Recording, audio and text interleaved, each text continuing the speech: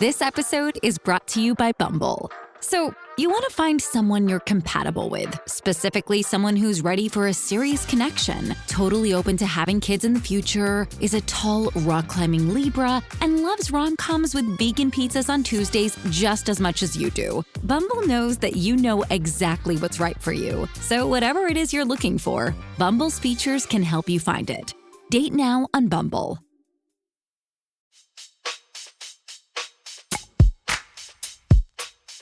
Welcome to Dear Prudence. I'm your Prudence, Jenée Desmond-Harris. Today, we'll be offering advice on how to react to tacky gifts from your ex-husband's girlfriend, what it means when your date says, our energies didn't mesh, and whether to call out a friend who inexplicably lies about having a master's degree. Here to help me out is the comedian Jenny Hagel. She writes for Late Night with Seth Meyers and The Amber Ruffin Show, and is the host of the live shows Jenny Hagel Gives Advice and Late Night Trash Can with Jenny Hagel. Welcome to the show, Jenny. Hi, thank you for having me. Thank you so much for being here. Since you have your own advice show, I'm sure you're overflowing with advice. It's bad. I am obsessed with giving people advice, even if they didn't ask for it. I cannot stop myself. It's like when someone has the hiccups, like you can't stop it, except instead of hiccups coming out, it's just advice. Amazing. Well, that's going to come in really handy today. And before we start, I want to ask you for one piece of unsolicited advice. Thank you. I have 100 pieces, but I'll limit myself to one. I'm begging to be asked. My piece of unsolicited advice that I would give today is to get an analog watch. I feel really strongly about this. I think that we are all getting deeply sucked into our phones, and sometimes we want to be, but sometimes we don't even mean to be. And I think a really common thing that happens to me is that I will pull out my phone to check the time. And then while I have my phone to see what time it is, I'll be like, oh, it's 12:45. Ooh, wait, did I get a text message from so-and-so? Let me check my email. Did I do Wordle today? Where does Wordle come from? I wonder what the origin of the word word is.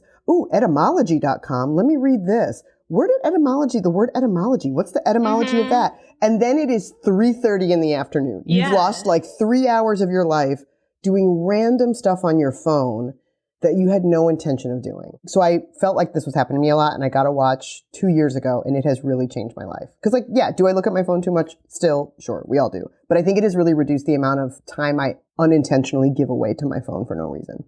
I don't think I've had a watch since the pager days. I can't believe you had a pager. You must have been fanciest person in middle school. I think it was the beginning of high school, but I don't think I've had a watch since I started having electronic devices. And I think that's such a good idea, especially for when you're with people and you feel rude looking at your phone, but you actually need to know what time it is. That's the other reason. The watch would be like absolutely perfect for that situation. Yes, that has happened to me too, where I just need to make sure I'm like, oh, I have to go pick up my kid from school, but I'm having coffee with a friend and I want to check the time. But I look like I'm bored by what they're saying. They're in the middle of being like, well, I have 3 months to live. And I'm like, oh, let me just look at my phone. So I think that instead you look thoughtful. Yeah. You look conscientious about the time and not like a disconnected jerk. And it makes you look put together. There you go. And you get to accessorize. Who doesn't want an opportunity for an accessory? I'm in a weird TikTok rabbit hole, speaking of wasting time on the phone. And one of them, because I watched one video about this out of curiosity, is I'm being shown tons of videos about how to appear more polished and put together. And they always say to have your nails done, which I never, ever, ever do. And wear jewelry, like wear simple jewelry, including a watch. So maybe I can get there. I won't do my nails, so I can get a watch. Anyway, Jenny and I will dive into your questions after a short break.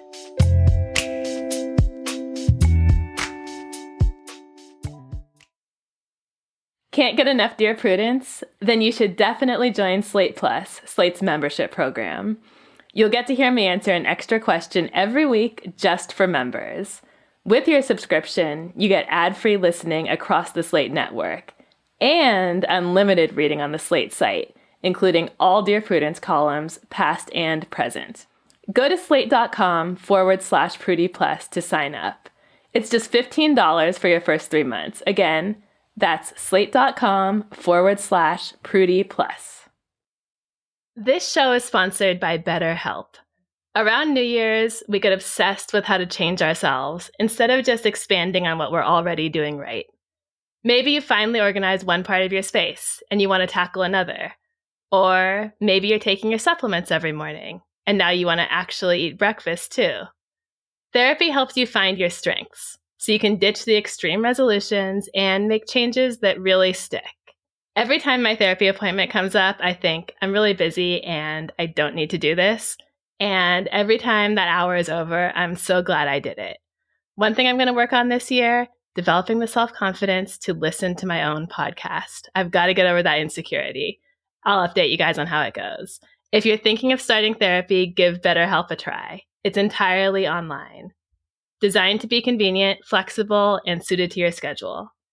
Just fill out one brief questionnaire to get matched with a licensed therapist and switch therapists anytime for no additional charge. Celebrate the progress you've already made. Visit betterhelp.com/Dear Prudence today to get 10% off your first month. That's BetterHelp, HELP.com/Dear Prudence. Welcome back. You're listening to Dear Prudence, and I'm here with Jenny Hagel. Let's get started with our first letter. It's titled, Thanks, but No Thanks.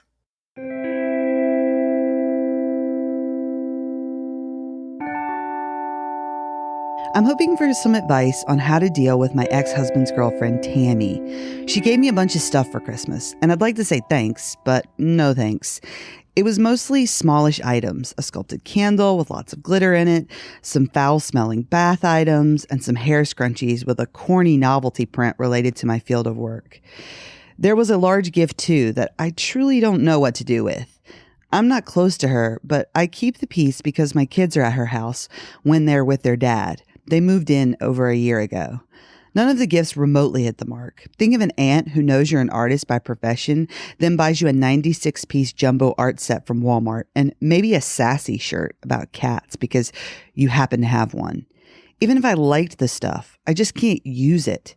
I have given some of the stuff away to coworkers, but I kind of want her to know she really, really doesn't need to get me anything. I usually buy combo gifts for her and my ex, restaurant gift cards, good chocolate, bourbon, etc. Anyway, I've had a blank thank you card sitting around for a month now because I'm not sure how to say it or if I should say thanks and send the items on. Mine is the poster size, unflattering pic of my kids in real estate team pose.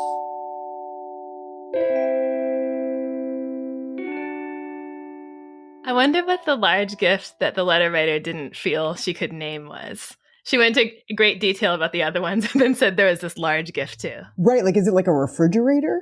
Right. Like, how large is it that we're not even going to say?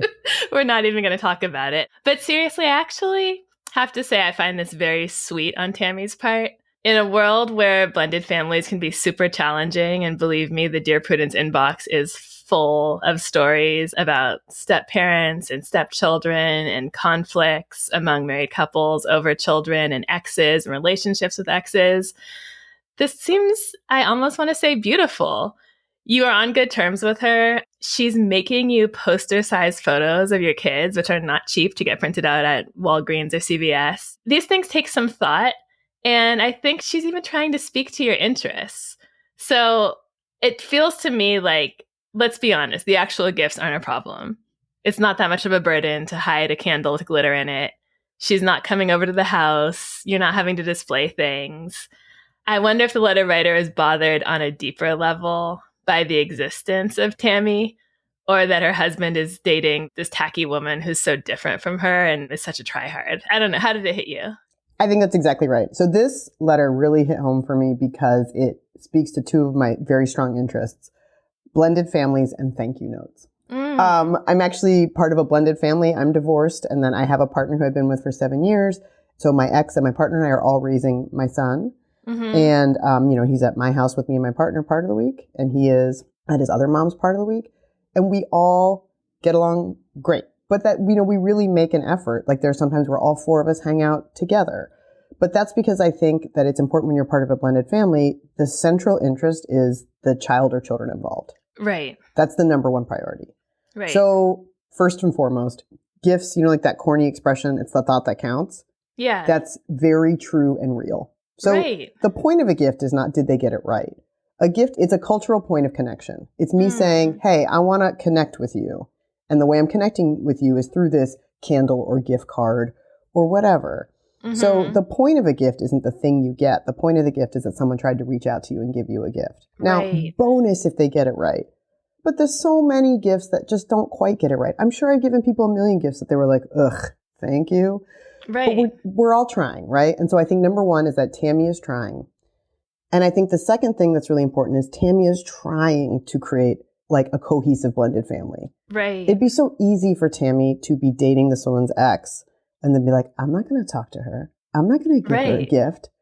Absolutely not, under no circumstances. Or worse, to say the kid can't have a room when he comes over here. They're going to sleep on the couch, or we'll be out of town all summer, so your husband won't be upholding his end of the custody agreement. Right. We're sending the kid to boarding school in France, and you'll never see them. Right. There's a million ways this could go badly. And it's not going badly in any of them. So I just feel, letter writer, there's some room for reframing here. I think that's right. I think at the end of the day, remember, like when Tammy, I don't know what the custody split is, but whenever those kids are at Tammy and the ex's house, Tammy is feeding your kids. And she's up with them in the middle of the night when they have a fever, or she's hearing how their day went at school. And that's a person that, like, regardless of whether it would be your choice to hang out with Tammy under other circumstances, that's a big deal. And so that's a person who's a big part of your kids' lives. And so it's important to honor that. And so I think whatever you can do to build a connection and a relationship with Tammy, whatever, if you can challenge yourself to find, is there one thing I like about Tammy? And then just try to focus on that so that you can build a relationship with her. Because if she's going to be around, she's going to be around. And the thing can even be, she's not an evil stepmother to my children. She's a pretty nice person. I mean, that's huge. That's something that so many people don't have. I think I remember reading recently, got to admit, it was probably in an Instagram caption. So I'm not sure how authoritative it is. Where the deepest wisdom in the world comes from. Right. Where I do most of my reading these days. But someone made the point that it's really important for kids to hear the adults in their life say positive things about the other adults in their life. Yes. So this is an opportunity too, I think, to give your kids a sense of security and a sense of being in a loving community of adults. So you could even say to your kids, oh, look, I'm opening my gift from Tammy. Your stepmother is really thoughtful. You do not have to say, I love the glitter candle. Let the kids hear you say that. You can actually get something out of this, which is making your kids feel better and more secure about the adults who surround them. I think that's right. You want to feel, I think kids want to feel like they're grown-ups, however many grown-ups they have. Their grown-ups are a team. And that team is there to take care of them and make them feel loved and supported. I had a friend who was going through a divorce, and she said this thing that I thought was so wise. She was kind of at the beginning of the divorce, and I was like, how's it going? And she said, you know what, the details aren't really important. She said, my only goal is that when my kid is 30, they don't have to have 2 separate weddings so that, because me and my ex-husband can't be in the same room. So what I'm trying to say is, let's get to the business of being friends with Tammy. Yeah. And there's so many situations in which that's really hard, and you have to forgive a lot and you have to overcome a lot. Yeah. And I have to say, this isn't one of them. This is a really, really easy one. Now, I also want to be clear that you matter too. Your kids aren't the only people who matter in the world, and your taste matters, and you do not have to use the horribly scented lotions and soaps. And in fact, I think you do need a space to make fun of and complain about these gifts. And that space is your group chat with your friends or out to a meal with your friends. Absolutely rip into them, make fun of them, say how horrible they are, let it all out in a safe space. Right. Because then what the letter writer said is that they've got this blank thank you note that's sitting on their desk and they don't know what to write. And the answer to that is thank you. Right? Thank you and send it. Because Tammy, or even for the thoughtful gifts. Right. Thank you for the thoughtful gifts. Because that's the thing. Like you said, Tammy did try. The gifts were related to the person's interests. So I think it's like Tammy's trying. Gifts are attempts at people to connect with you. Tammy's trying to connect. Say thank you. Say thanks for being so great to my kids. You know, say it was a pleasure to see you at the holidays. And just send it off and feel good that you were a big person about the whole situation. Exactly. That's my 2 cents. And I want to take this opportunity to apologize to anybody who I've ever given a gift to that stunk. I'm sorry. I know I've done it before. And, you know, we move on and we move past it. It's okay.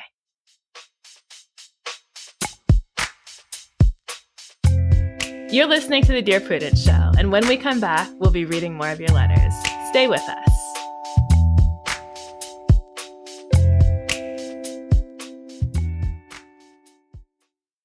This podcast is brought to you by Progressive Insurance. Let's face it, sometimes multitasking can be overwhelming. Like when your favorite podcast is playing and the person next to you is talking and your car fan is blasting, all while you're trying to find the perfect parking spot. But then again, sometimes multitasking is easy, like quoting with Progressive Insurance. They do the hard work of comparing rates so you can find a great rate that works for you, even if it's not with them. Give their nifty comparison tool a try, and you might just find getting the rate and coverage you deserve is easy.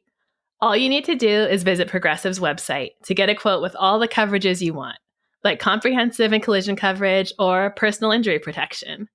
Then you'll see Progressive's direct rate, and their tool will provide options from other companies all lined up and ready to compare, so it's simple to choose the rate and coverages you like. Press play on comparing auto rates. Quote at progressive.com to join the over 28 million drivers who trust Progressive. Progressive Casualty Insurance Company and Affiliates. Comparison rates not available in all states or situations. Prices vary based on how you buy. This podcast is brought to you by Progressive Insurance. Let's face it, sometimes multitasking can be overwhelming. Like when your favorite podcast is playing and the person next to you is talking and your car fan is blasting, all while you're trying to find the perfect parking spot. But then again, sometimes multitasking is easy, like quoting with Progressive Insurance. They do the hard work of comparing rates so you can find a great rate that works for you, even if it's not with them. Give their nifty comparison tool a try, and you might just find getting the rate and coverage you deserve is easy. All you need to do is visit Progressive's website to get a quote with all the coverage you want, like comprehensive and collision coverage or personal injury protection. Then you'll see Progressive's direct rate, and their tool will provide options from other companies, all lined up and ready to compare, so it's simple to choose the rate and coverages you like. Press play on comparing auto rates. Quote at progressive.com to join the over 29 million drivers who trust Progressive. Progressive Casualty Insurance Company and Affiliates. Comparison rates not available in all states or situations. Prices vary based on how you buy. Welcome back to Dear Prudence. I'm here with my guest, Jenny Hagel, to answer your letters. And the next one is titled, Misreading the Room.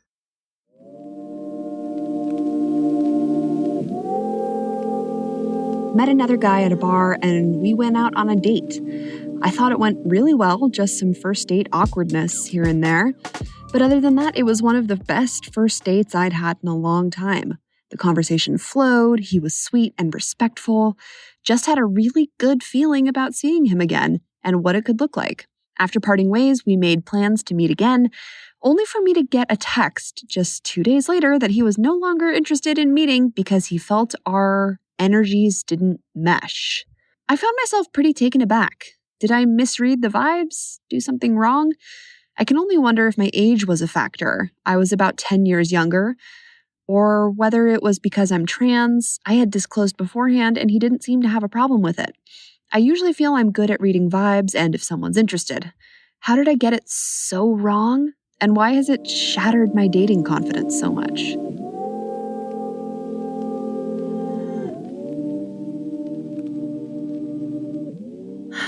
I just want to acknowledge how hard and disappointing this is, and just how hard dating is in general. I feel like we as a society have got to figure out a better way for people to find their partners. I don't think it's arranged marriage, but there's got to be a better way than just putting yourself out there and facing rejection over and over again. It's not good for people. And I can only imagine the extra layer of stress that being trans and feeling that you need to disclose that and waiting for a reaction and wondering if that's causing a problem for someone adds to this. It's just really tough. I hate that people have to go through this. Yeah, I think that culturally dating is hard, but I think that if it's possible at all, a thing that could make it easier is to shift your mindset from they are interviewing you to you are interviewing them. Because I think that the letter writer said, what am I doing wrong? And I just want to say, you're not doing anything wrong. Right. If you go on a date and you are yourself, you are not doing anything wrong. Right. The right person will respond to that and be excited to hang out with you again. The letter writer said they worried that they were doing something wrong. They're not doing anything wrong. And if the person they went on a date with said, hey, I just don't feel a vibe, they just don't feel a vibe. And that's no comment on the letter writer, right? not everybody's going to feel a vibe. They could think you're a very nice person, but just not be feeling it. And that's fine. Right. As long as you show up to a date and you are yourself, then great. And they were also worried about their age, but your age isn't going to matter to the right person. Right. I mean, at the end of the day, I feel like I'm always writing to people, the right person won't care about this. For the right person, this won't be an issue. But it's just, I think it's so hard to feel that when you've decided that you like someone, you've started to fantasize about where things could go with the two of you. And when you like someone, you naturally want them to like you back. And then when they don't, it just hurts a little. One way of thinking about it that might put it in a little bit of perspective and make it easier is to think of the times in the past that someone said to you, oh, you should date so-and-so. And you've said, well, you know, they're like good looking, nice person, cool. I'm just not, for whatever reason, that feeling just isn't there. So you know that someone can be great and you can simply, as this guy said, your energies don't mesh with them. It really Sure. is a thing that happens, and it doesn't mean that someone's energies are bad or subpar or wrong. It's really simply just not a match. My former roommate, who used to go on a lot of dating apps, kind of had a really good script for ending things when she wasn't feeling it. She would always say in the text, I'm just not feeling that indescribable thing that makes me want to move forward. And so I think that puts it really well, is that there's just a thing that's not about being a good fit. It's not about how someone looks on paper. It's not about how attractive they are. It's just something that you can't force. And I think we all know it because we've all experienced the absence of that thing, even if we know someone's great.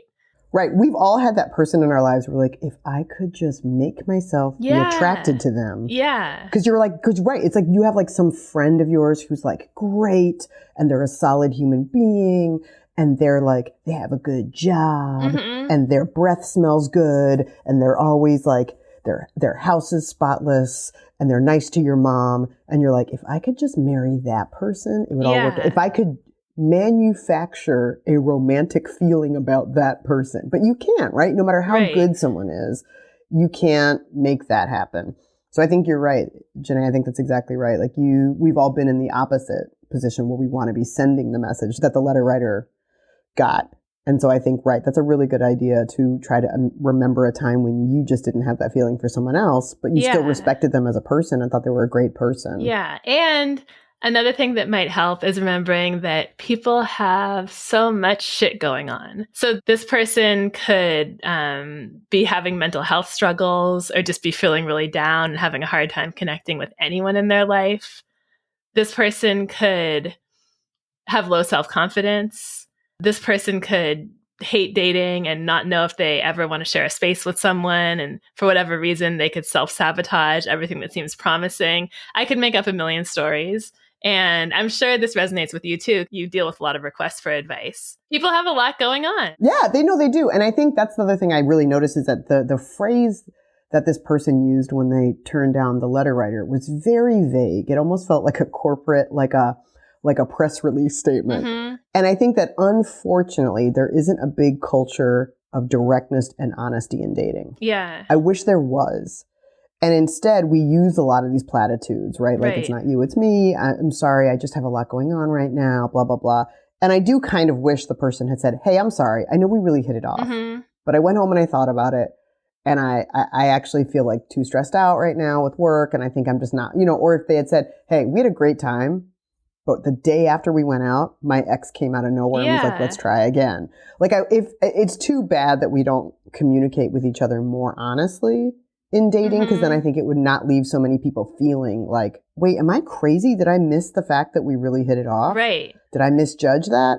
Because I'm sure the letter writer didn't. I'm sure it was a great date. And exactly like you said, I'm sure some other element is happening, but that's just not, for whatever reason, the cultural norm with dating to be that frank. And I wish it was. It would leave a lot less people scratching their heads. I was actually helping another friend compose a text to a guy who she wanted to end things with after about 5 dates last week. What it boiled down to was a lack of attraction, and also he was just too big of a Joe Rogan fan. She felt like they weren't on the same page in life. She didn't appreciate his worldview, but she really resisted telling him any of the specific things that bothered her. And the man was begging for feedback. he was saying, I really thought we got along. I would love to know what didn't work for you.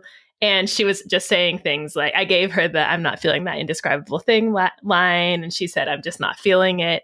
And this guy will probably never know that she doesn't want to have a life with someone who thinks racist and sexist jokes are fun and spunky, you know? Let's take a moment to just applaud a straight man for asking for feedback. Yeah. That might be the first time in history. I mean, I thought it was really unusual. But anyway, back to the letter writer. How did I get it so wrong, and why has it shattered your dating confidence so much? I think that might be the wrong question. You didn't get it so wrong. It's not wrong to feel a connection with someone and to like someone. It's actually a great thing that you're able to do that. There are a lot of people out here who are just not attracted to anyone, not feeling anyone, not willing to go on dates, don't have any enthusiasm left. So the fact that you still can feel excited and connected despite how hard it is dating is great. Like, hold on to that. Hold on to that, celebrate yourself for that, and bring it to the next date. Why has it shattered my dating confidence so much? Because it's hard to be rejected. It just is. Yeah, it's the most human thing, but really beautifully said that you didn't do anything wrong by connecting with someone. No, you What a didn't. beautiful thing to say. Yeah, that's exactly right. A lot of people don't feel able to do that at a certain point. No, a lot of us are dead inside. Yeah, no, a lot of people are dead inside out there. So a friend of mine had this really cool approach to dating. So a friend of mine was like newly single again for the first time in a long time. And she was like on dating apps for the first time in a long time. And she said that she had decided to have this approach where whenever she went on a date from a dating app, she was like, you know what, I'll pick a place. And she would always choose a restaurant that she'd been wanting to try and hadn't gotten around to. Because she thought even that way, even if the date goes terribly, at least I got to try this place. And I thought, That's what a a great cool idea. way. Right? Because also what a cool way, it kind of wrenches some of the control back. Yeah. Where it's like, instead of having the whole experience be this big question marker, is it going to go well or not? Hey man, at least you got to go try that pasta you've been reading about. Absolutely. Like, I thought it was such a cool way to take a little bit of control and to guarantee at least some good outcome, regardless of who shows up and how it goes. So I don't know if there's some equivalent way that you can be like, all right, maybe the date is a bust, but at least I didn't go farther than 2 blocks from my house. Right. Or at least I took a cute picture in my outfit and updated my profile picture. Or at least I was dressed and ready to go to drinks with friends afterward and it wasn't a whole waste of a night. Right. Like I already had plans with friends, so I set up a date like 2 blocks away. I did that first and then rolled to so I didn't, right. At least I didn't go out of my way. But I just thought that was a really lovely approach to be like, well, I'm going to do something for me. Yeah. In the middle of this weird process where I have no control, I'm going to do a little bit of a thing for me. But yeah, I just want to stress the letter writer did nothing wrong and I wish them good luck and I hope they continue to be optimistic and put themselves out there.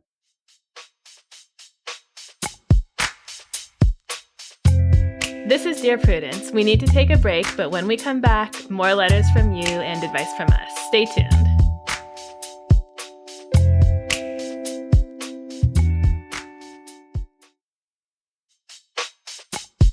I'm Jenée, and you're listening to Dear Prudence. Jenny, are you ready for one last letter? I am so ready. Let's do this. It's called Between a Friend and a Degree.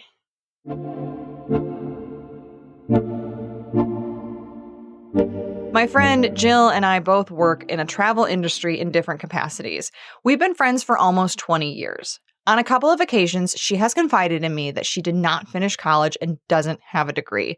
A couple of years ago, my partner and I were at an event, and she said in front of both of us that she has a master's degree. My partner and I were taken aback that she would lie to both of us in our face, and also felt it was an insult to all the hard work that both my partner and I did, and to everyone else who has done the work to earn our degrees. Recently, in front of a group of peers, she again mentioned something about while she was working on her master's. This little lie is bothering me, but she obviously has underlying insecurity issues about her education. However, my partner is incredibly insulted by her lie and wants me to call her out. I don't feel like it's my place, and it will only cause a rift between the two of us. Ultimately, I've told my partner that it's her lies she has to own, and it doesn't change the fact that we've earned our degrees. Now my partner refuses to be anywhere near her and has labeled her as a liar. He insists I call her out, or next time he sees her, he has sworn he will. I really don't know what to do here. Is there a non-confrontational way to address my friend's lie in private with her without upsetting or embarrassing her? I actually think the partner being really mad about this is extremely weird. It is absolutely none of the partner's business. Who cares? Yeah, it's none of the partner's business. Why are they trying to stir up shit? I do not understand this partner's motivation other than a passion for drama. Right. I mean, she didn't take your degree away from you. That is another part of this letter that I don't understand. When they're like, it is an affront to our degrees. Every person, it's not like every person who lies about getting a degree doesn't like somehow chip away a little piece of your diploma until if enough people lie, it's gone. Like there is no, it's just, that has no effect on you or your diploma. Absolutely none. So I think we can just put that part to rest. This person telling this lie does not diminish the quality of your life in any way. In any way. And also, so letter writer, I think you realize that you're not that upset about it. Your partner is incredibly insulted and wants to call her out. Have you ever read the self-helpy book, The 4 Agreements? No, I know of it though, please. Well, there are 4 of them. I'm not going to try to recite all of them on the spot. They're sort of just things to remember that help you live a better and happier life. And one of them is don't take anything personally. And that's what I would offer to the partner in this situation who's so upset. Yes, this woman has made up that she has a master's degree. We don't know why. I mean, we can guess why. She's insecure. She wishes she had a master's degree. She wants people to be impressed with her. She wants, love and acceptance and respect. But whatever it is, she's not doing it to you. It's not personal. She's lying to the world. You don't have to get upset about this strange, unethical, whatever choice that she's making. You just really don't have to. And in fact, he's getting all worked up and probably has already ruined a couple of his own days over it. He's thinking about having a confrontation at a social event and ruining that night. Why? Yeah. What's the goal? Right. I think that's exactly right.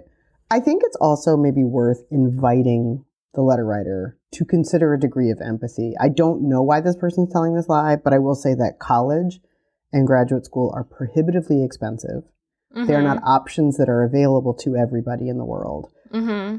And going to undergraduate or graduate school saddles people with immense amounts of debt.